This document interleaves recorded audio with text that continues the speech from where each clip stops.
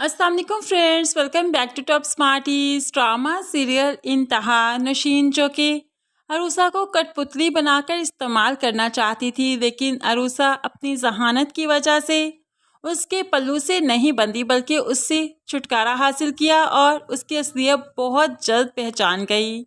तो नशीन को भी काफ़ी गुस्सा आया। जब वो उसकी कोई बात नहीं मान रही तो एक दिन गुस्से से बोलने लगी, अगर तुम्हें असद की ज़िंदगी में ला सकती हूँ ना, तो याद रखना तुम लोगों की राहें जुदा भी कर सकती हूँ, तुम कुछ नहीं कर पाओगी, ऐसा खेल खेलूंगी। अब तो अरूसा नशीन से डरने लगी।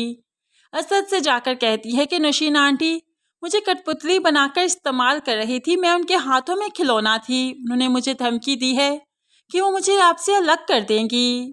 अरूसा रोने लगी और असद यकीन दिलवाता है कि ऐसा कुछ नहीं होगा, तुम बस होशियारी से अक्लमंदी से चलती रहो, उनकी किसी बात में मत आना। ऐसे ही अस्मा बेगम के साथ भी जब अरूसा बैठी बातें कर रही थी तो नशीन आ जाती है। जाहिर सी बात है सज्जल उन्हें तो आजकल हर्चा भी नहीं देती और उन्हें पैसों के लाले पड़ गए। अंधों पागलों की तरह वो आगे पीछे हाथ पैर मारती फिर रही हैं और आकर अस्मा से कहने लगी, मैंने नवीद से कहा था कि जवेद साहिब की और कितनी भी प्रॉपर्टी है मुझे उसमें से हक चाहिए, लेकिन नवीद ने शायद मेरी बात को सीरियसली नहीं लिया। देखना मैं कोर्ट में जाऊंगी, अपने हक के लिए आवाज़ उठाऊंगी, कोर्ट मुझे किस तरह से इंसाफ नहीं देता देख लेना फिर। अब यहाँ पर अस्मा को मज़ीद परेशान करते हुए नशीन तो यहाँ से चलती बनी। अस्मा बेचारी पहले ही बेटी की वजह से परेशान है, नशीन और परेशान कर देती है।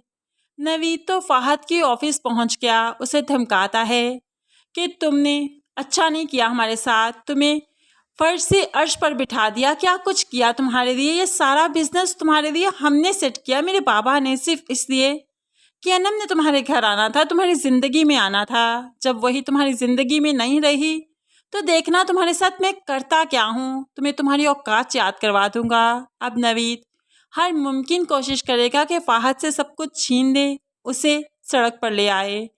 तो दूसरी तरफ अब अहमद भी अपनी बहन को फ़ोन कर देता है कि तुम्हारे पास लास्ट चांस है, फिर मुझे मत कहना कि मैंने तुम्हें बताया नहीं, मुझे मेरे शेयर्स वापस कर दो, सब कुछ वापस कर दो तो तुम्हारी जान बख्श दूंगा, अदरवाइज़ बहुत बुरे से पेश आऊँगा। लेकिन यहाँ पर सज्जल अहमद को काफ़ी लाइट ले रही है, छोटा समझ रही है। उसकी बातों को एक कान से सुनकर दूसरे से निकाल देती है तो अहमद को भी काफ़ी गुस्सा आता है। और इस तरह से एक दिन सज्जल जब अपनी बुटीक में खड़ी काम कर रही थी तो वहीं पर पुलिस की रेड पड़ जाती है और पुलिस सज्जल को अरेस्ट कर लेती है, ये कहते हुए कि अहमद जवेद ने आप पर केस किया है, आपके छोटे भाई ने, कि उसके शेयर्स आपने हथियार लिए हैं, सब कुछ आपने फ्रॉड से किया और उसके शेयर्स पर खुद बुटीक बनाकर बैठ गई हैं। अब सज्जल अपनी सफाई में कुछ कहती, लेकिन पुलिस वाले कुछ नहीं सुन रहे थे, उसको अरेस्ट करते हुए जेल की सलाखों के पीछे फेंक दिया। सज्जल काफ़ी परेशान है कि इस वक्त में भला उसका साथ कौन देगा। नवीद से भी उसने बना कर नहीं रखी, असद से भी, उमैर से भी और फिर फ़ाहद से भी। फ़ाहद का तो घर उसकी वजह से ही टूट रहा है। सज्जल यहाँ जेल में ही सड़ रही थी, लेकिन मजाल है कि वो शेयर्स देने के लिए तैयार हो। खैर यहाँ पर फरीदा बेगम ही है जो कि सज्जल का साथ देगी और फ़ाहद को मजबूर करेगी कि वह सज्जल की बेल करवाए। और जब अनम को मालूम पड़ेगा कि सज्जल की बेल फ़ाहद ने करवाई तो जाहिर सी बात है उस घर में कहराम मच जाएगा। नवीद, असद, अस्मा बेगम, अनम सब खून के आंसू रोएंगे और अनम को लगेगा कि उसका खुला का फैसला बिल्कुल ठीक था।